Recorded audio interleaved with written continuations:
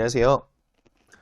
어르신의 건강과 행복을 위한 가장 든든한 장기요양기관을 만들어가는 케어스토리 강성만 국장입니다.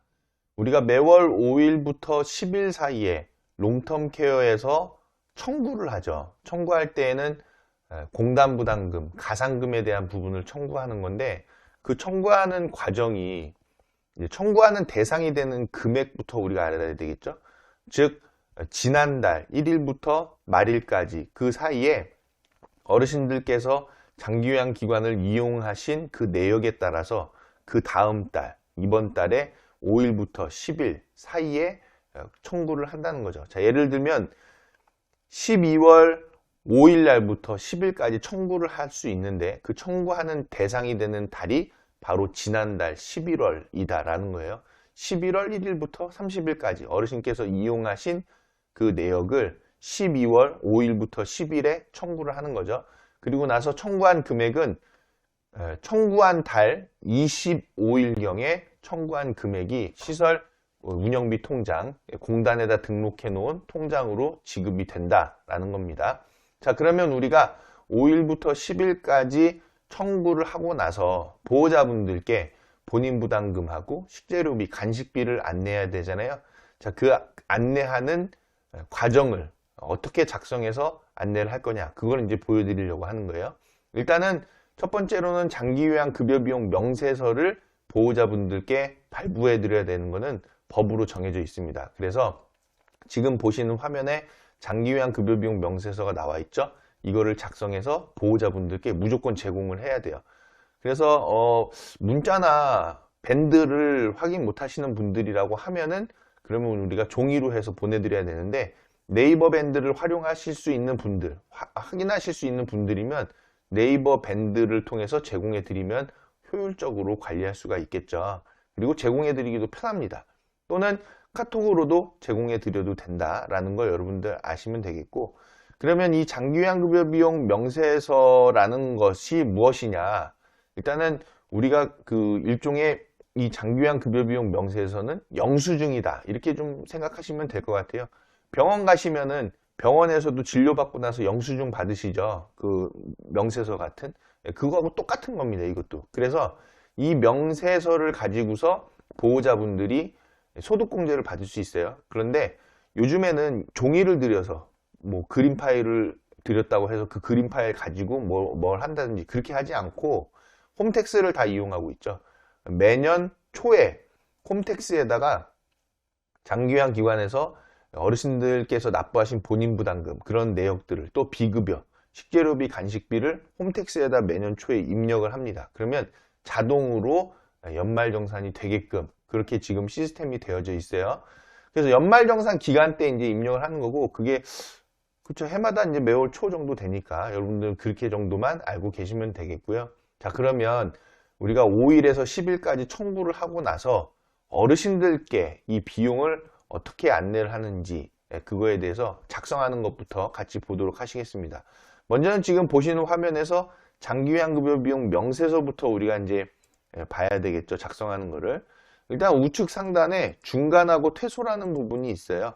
그러면은 우리는 이제 요 중간이란 것은 어르신께서 계속 기관을 이용하고 계시면 중간이 되겠고요. 어르신께서 만약에 지난달에 퇴소를 하셨다, 그런 상황이면 퇴소로 작성을 해주시면 됩니다. 자, 그리고 장기요양 기호는 여러분들 다 있으시죠? 적어주시고, 장기요양 기관명, 그리고 장기요양 기관의 주소, 그리고 사업자 등록번호 또는 고유번호증 번호가 되겠죠? 적어주시면 됩니다. 그리고 어르신 성명과 그리고 장기요양 인정번호, 그리고 이 급여 제공 기간이라는 것은 지난달에 며칠부터 며칠까지 사이에 어르신께서 기관을 이용하셨냐는 거예요. 대부분 1일부터 30일 또는 31일이 되죠. 근데 중간에 퇴소하신 분이 있다고 하면은 뭐 1일부터 퇴소한 일자까지, 또는 입소를 최초 기관을 이용하신 일자가 뭐 3일이다. 그러면 3일부터 말일까지, 뭐 이게 그 기간이 다를 거예요. 그래서 그 서비스를 제공한 기간으로 여러분들이 적어주시면 되겠고, 영수증 번호는요, 연도를 먼저 앞에다 적어주세요. 예를 들어 2020년이다. 그리고 이 급여 제공 기간이 11월 달이더라, 12월 달이더라. 그러면 그 달에 해당하는 달을 써주세요. 그리고 나서 뒤에 자리는 세 자리로 갑니다. 자, 1번이면은 001, 2번이면 002, 3번이면 003 이렇게 가더라. 자, 그러면 이제 1번, 2번, 3번을 만들 수 있는 건데, 자, 여기에 이제 탭이 있죠. 그래서 먼저는 첫 번째 어르신을 작성을 해주시는 거예요. 그리고 나서 우클릭 하시면은 이동 복사라고 있습니다. 이동 복사를 누르시면 끝으로 이동이 있을 거예요. 그래서 복사본 만들기에 체크하셔서 확인을 누르시면 복사본이 이렇게 만들어집니다. 그럼 이건 이제 이름을 바꿔주시면 되겠죠? 자, 예를 들어 이 해가지고 박땡땡 어르신 이렇게 바꿔주시면 김땡땡 어르신 먼저 작성하고 나서 그 다음에 복사본을 해서 박땡땡 어르신 만들어주고 박땡땡 어르신에 대해서 다 적어주시면 된다는 겁니다.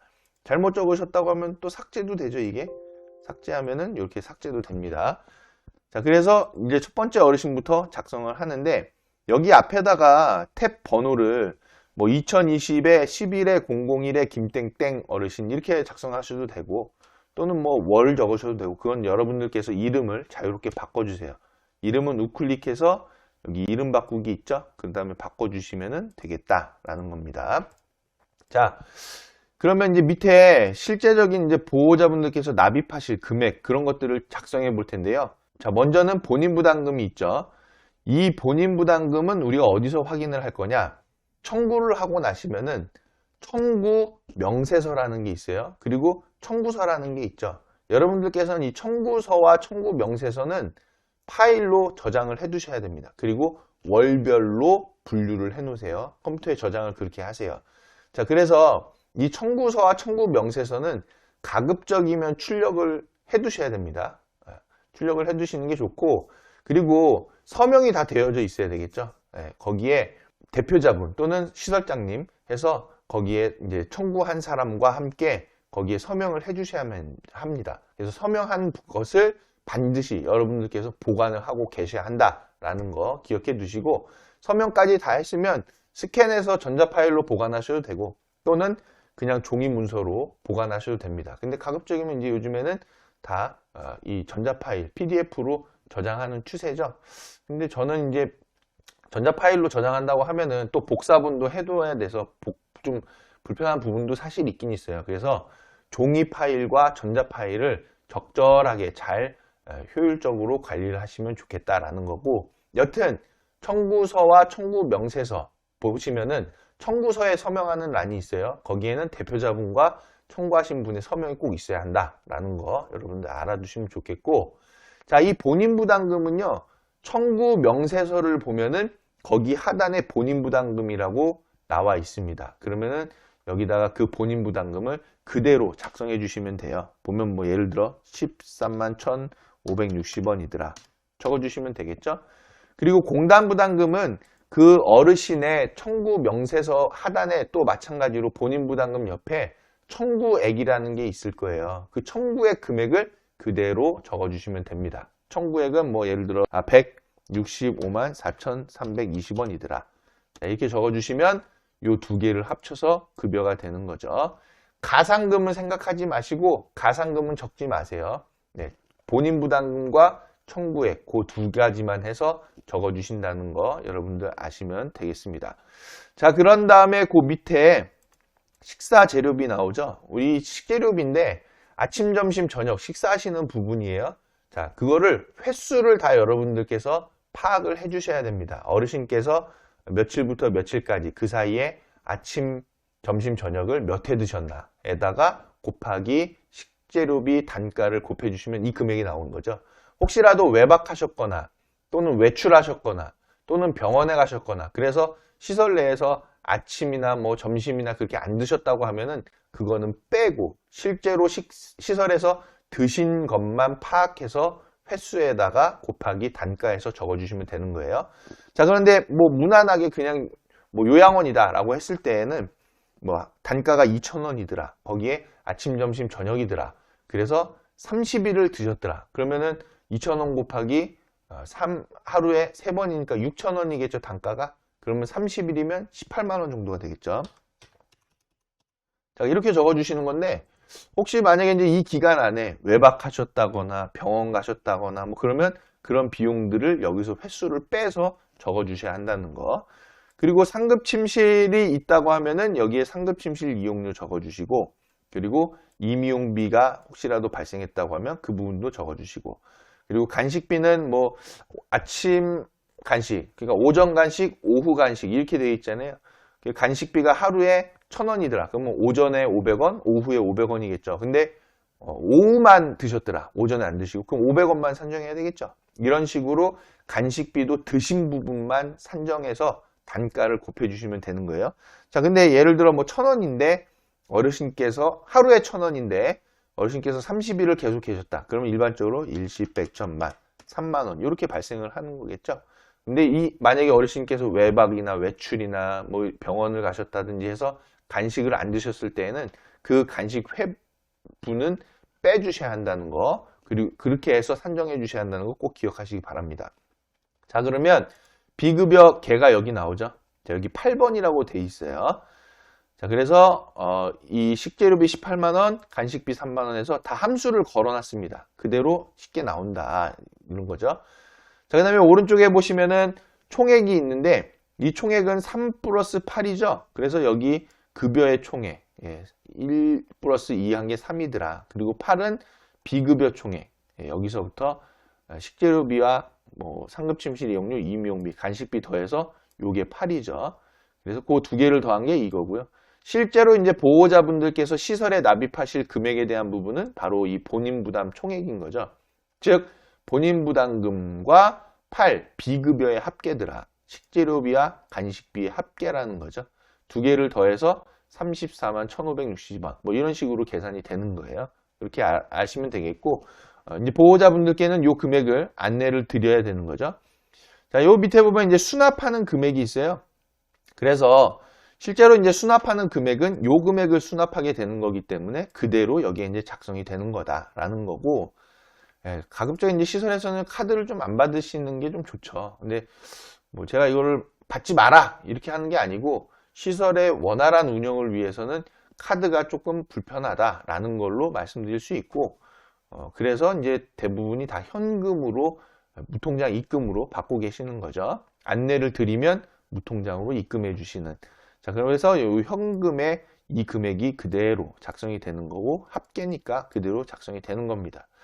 자, 그리고 밑에 요 비고가 있는데 여기다가는 어르신의 본인 부담률 적어 주시고, 그리고 어르신께서 혹시 뭐 외박을 하셨다든지 외출을 하셔가지고 시설을 이용 안 하신 뭐 그런 기간이 있다고 하면은 여기다가 특별한 부분을 작성해 주시고, 또는 뭐 본인 부담률이 변경됐다고 하면 그런 특별한 부분 여기다가 여러분들께서 적어 주시면 되겠다라는 겁니다.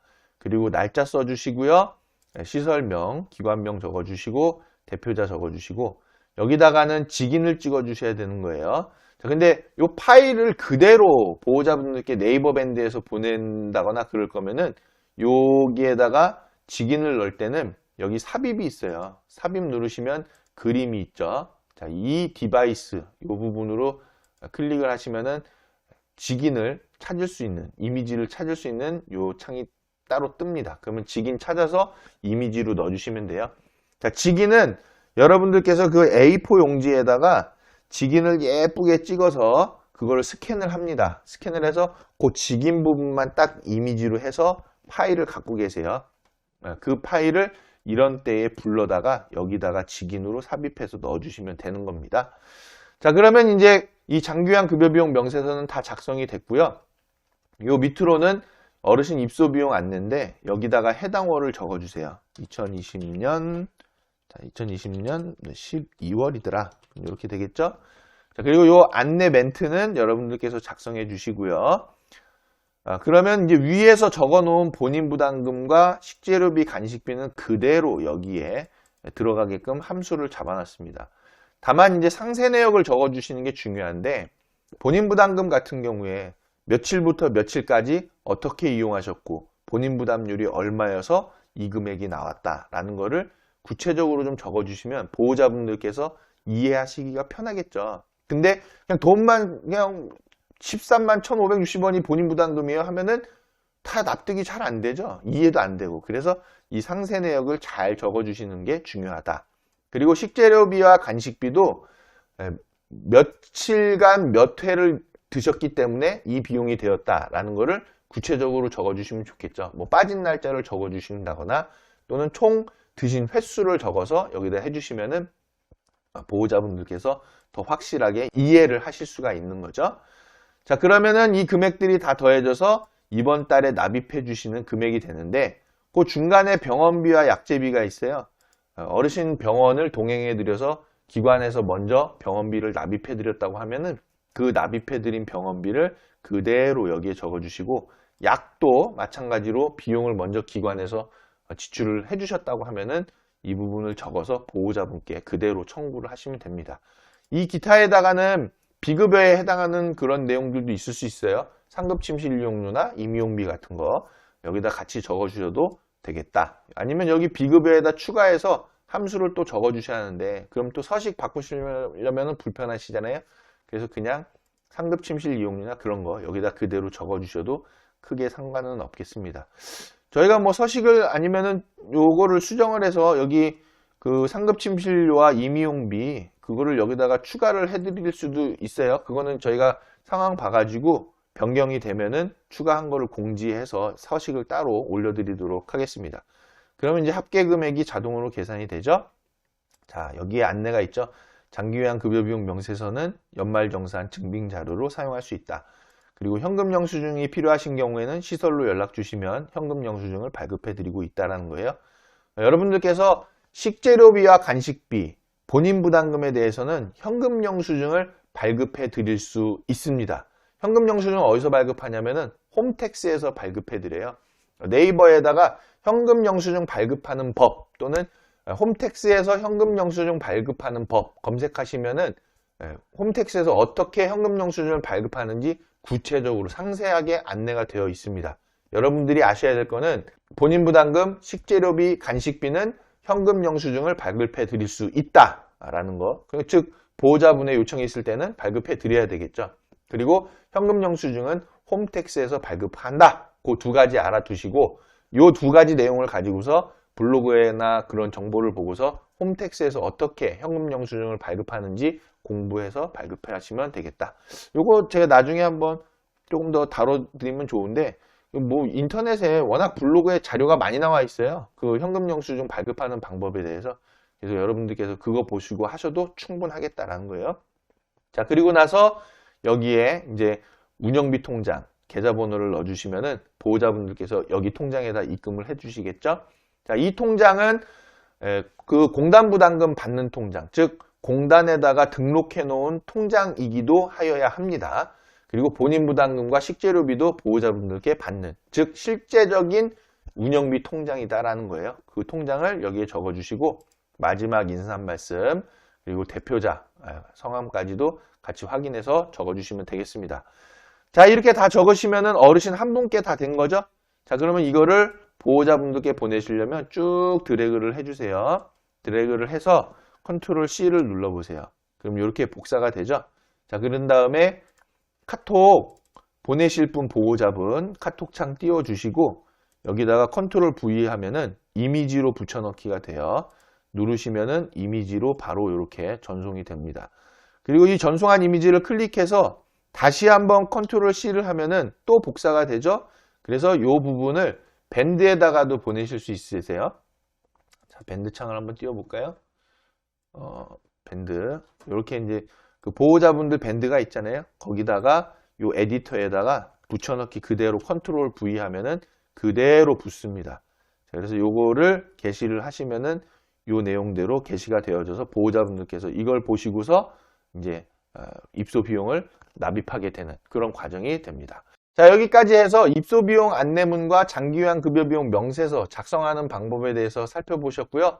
혹시라도 궁금하신 사안 있으시면은 전화나 댓글, 문자 다 주시면은 상세하게 안내해 드리도록 하겠습니다.